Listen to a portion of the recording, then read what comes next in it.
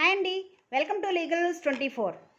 Bail grant చేసిన సమయం సందర్భాన్ని బట్టి మనం బెయిల్ని pre trial bail, post trial bail, post sentence bail అని చెప్పి 3 టైప్స్ కింద డివైడ్ చేయవలసి ఉంటుందండి. ప్రీ ట్రయల్ బెయిల్ అనేది మనకి సిఆర్పిసిలో అయితే సెక్షన్స్ 436 to 439 వరకు డీల్ చేస్తుంది. అదే బిఎన్ఎస్ఎస్లో అయితే సెక్షన్స్ 478 to 483 డీల్ చేస్తుంది అండి.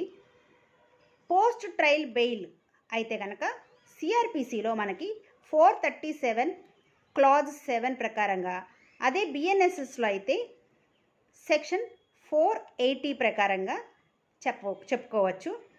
అదే పోస్ట్ సెంటెన్స్ అయితే కనుక సిఆర్పిసిలో 389 క్లాజ్ 3 ప్రకారంగా, అదే బిఎన్ఎస్ఎస్లో అయితే 430 ప్రకారంగా